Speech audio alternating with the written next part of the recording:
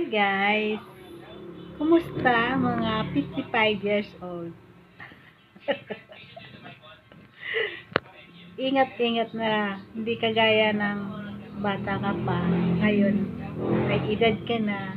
So, limited na. Limited na yung ating galaw. Limited na ang ating pagkain. Kayo ba guys? Ano?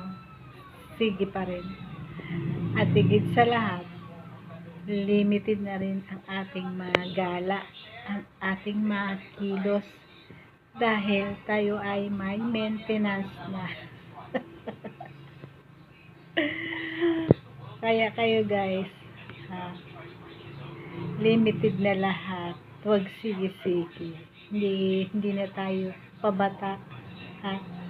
Patanda na tayo ng patanda. Kaya ingat-ingat na tayo sa ating mga kilos. Dati, gala doon, gala dito. Kain doon, kain dito. Ngayon, hindi na ganun.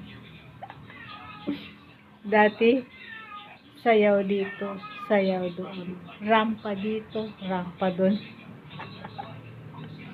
Kaya guys, ingat-ingat na tayo guys. Huwag tayo masyadong kumain.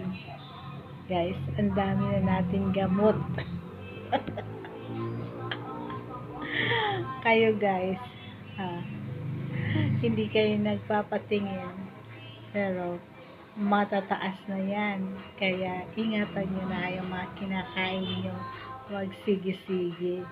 Dahil hindi na tayo pabata. Kailan lang guys, ako ay nagpa-check up.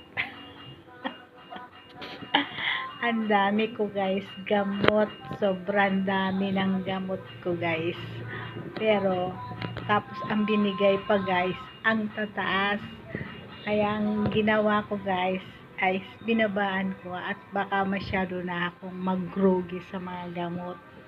Masyado na akong kaya pag umiinom ako doon sa isang gamot na mataas, ay yung aking tainga ay umuugong na. So, sobrang taas ng gamot. Kaya kayo guys, ingatan nyo na. Paalala ko na sa inyo, itong aking video na to, itong vlog kong na ito, ay para sa inyo. Dahil ako ay na-experience ko na huwag kayang masyadong kumain guys, kasi mayroong may edad na tayo, so kailangan tayo ay mag-ingat. Yun lang guys.